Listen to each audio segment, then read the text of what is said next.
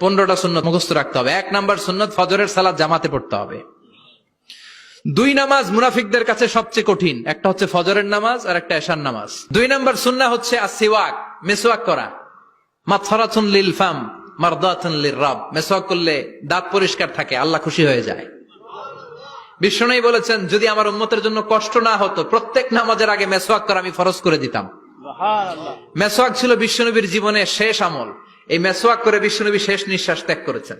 বিশ্বনবী বলতেন নি'মা সিওয়াকিয়া যাইতুন ফাইন্নাহু সিওয়াকি ওয়া সিওয়াকুল আমবিয়া মিন ক্বাবলি। যাইতুনের ডালের মেসওয়াক কতই না ভালো, কারণ এটা দিয়ে আমিও মেসওয়াক করি, আমার আগে সব নবীরাই যাইতুনের ডাল দিয়ে মেসওয়াক করেছে। সুবহানাল্লাহ।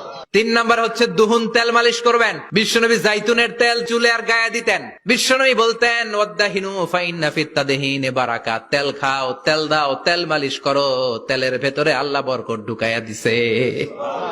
4 নম্বরে আত্তিব, জুমার দিনে সুগন্ধি লাগিয়ে যাওয়া সুন্নাত।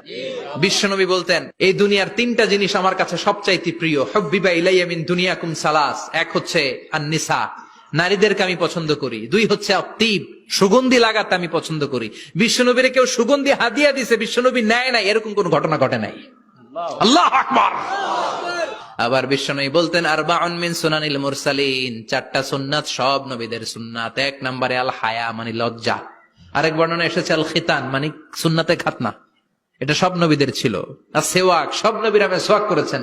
আত্তিব, সব নবীরা আতর লাগিয়েছেন। আর নিকাহ, সব নবীরা বিয়েও করেছেন। চিল্লায় পড়েন আল্লাহু আকবার। আর লিবাস আহসানা সিয়াব, সুন্দর জামা পড়া। নট নেসেসারি যে নতুন জামা হতে হবে, পুরাতন জামাও ধুয়ে আয়রন করে পড়লে একটা সৌন্দর্য আছে না নাই? ইন্নাল্লাহা জামিল ওয়া ইউহিব্বুল জামাল, আল্লাহ নিজে সুন্দর, সৌন্দর্যকে আল্লাহ পছন্দ করেন। এরপরে ইকসারুস সালাহ আলান নবী, বিশ্বনবীর উপর বেশি বেশি দুরূদ পড়া। বিশ্বনবী বলতেন জুমার দিন শ্রেষ্ঠ দিন, এই দিন আমার উপর বেশি বেশি দুরূদ পড়ো। ফাইন্না সালাতাকুম মা'রুদাতুন আলাইয়া, কেননা তোমরা যে আমার উপর দুরূদ পড়ো, আমি মরে যাওয়ার পরে এই দুরূদ গুলো কে পাঠিয়েছে তার নাম, তার বাবার নাম সহ ফেরেশতারা আমার কবরে দিয়ে আসে। সুবহানাল্লাহ।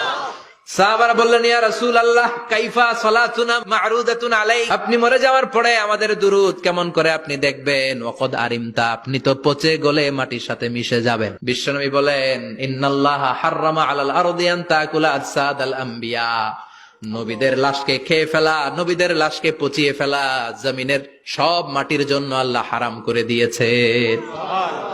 এরপরে বিশ্বনবী বলতেন জুমার দিনে সূরাতুল কাহাফ পড়বা, কাহাফ পড়া সুন্নাহ। বিশ্বনবী বললেন সূরাতুল কাহাফ যে তেলাওয়াত করবে ইয়াকুনু লাহু নূর, এই সূরাতুল কাহাফ কিয়ামতের দিন তার সামনে বিশাল একটা আলো হয়ে আসবে। এই আলো দিয়ে পুলসিরাত পার হয়ে ওই বান্দা জান্নাতের ভেতরে ঢুকে যাবে। আবার বিশ্বনবী বলেন যারা সূরাতুল কাহাফের প্রথম 10 আয়াত তেলাওয়াত করবে জুমার দিন, শেষের 10 আয়াত যারা জুমার দিন তেলাওয়াত করবে, দাজ্জালের ফিতনা থেকে তাদেরকে মুক্ত রাখবে কে? এরপর আত-তাবকির ইলাল মসজিদ, মসজিদে আগে আগে যাওয়া সুন্নত। আগে যিনি যাবে উনি কি পাবে? তারপরে গরু, তারপরে বকরি, তারপরে মুরগি, মুরগির পরে ডিম না আন্ডা? আন্ডা। আল মাশিউ আলাল ইকদাম, বিশ্বনবী বললেন হেঁটে হেঁটে জুমার নামাজে যাওয়া সুন্নাহ। প্রতি কদমে কদমে আমলনামায় সওয়াব দিয়ে দিবে কে? এরপরে বিশ্বনবী বললেন আদামু তাখাত্তি রিকাবান নাস, মানুষের ঘাড় ডিঙ্গিয়ে সামনে না যাওয়া সুন্নাহ। অনেকে জুমার দিন আসে সবার শেষে বসতে চায় সামনে, এরকম ডাকাইত আছে না নাই? বিশ্বনবী জুমার খুতবা দিচ্ছেন, হঠাৎ এক সাহাবী সব সাহাবীর ঘাড় ডিঙ্গিয়ে ডিঙ্গিয়ে সামনে আসতেছে বুলেটের মতো। বিশ্বনবী বললেন থামো, এজেলেস বসো মিয়া, ফাকাদ আযাইতা ওয়া আনাইতা, আসছো দেরি করে আবার মুসল্লিদেরকে কষ্ট দিচ্ছ। যেখানে জায়গা পাবেন ওইখানে বসবেন, মানুষের ঘাট ডিঙ্গিয়ে সামনের কাতারে যাওয়া এটা ঠিক না। এরপরে বিশ্বনবী বললেন দুখুলুল মসজিদে রাকাতাইন, জুমার নামাজের দিন মসজিদে ঢোকার পরে 2 রাকাত পড়া সুন্নত। কয় রাকাত? 2 রাকাত। এরপরে বিশ্বনবী বললেন ইনসাত, চুপ থেকে খুতবা শুনবা। তাহলে জুমার নামাজে কথা বলা যাবে না, কেউ কথা বললে চুপ করো, এই কথাটাও বলতে বিশ্বনবী নিষেধ করেছেন। চিল্লায় বলেন ঠিক কিনা?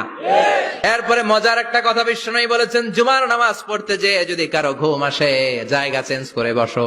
পুরো মসজিদের ডানে বায়ে রহমতে ঠাসা, খালি ঘুম আর ঘুম, আছে না নাই? ঘুম আসলে কি করবেন? উঠে যাবেন, উঠে জায়গা চেঞ্জ করবেন, পানির ঝাপটা দিবেন, ঘুম দূর করে দিবে কে? তারপরে বিশ্বনবী বললেন জুমার দিন দোয়া করলে কবুল হয়। এটা কখন? অনেক ইখতিলাফ আছে, বেশিরভাগ মুহাদ্দিসিন বলেছেন জুমার দিন আসরের নামাজের পর থেকে মাগরিবের আগ পর্যন্ত, বিশেষ করে মাগরিবের আগের আধা ঘন্টা, এই সময় আল্লাহর কাছে বান্দা যদি কিছু চায় এই দোয়া আল্লাহ ফিরিয়ে দেয় না। এই 15টা সুন্নাত আমল করা যাবে তো? সবাই রাজি?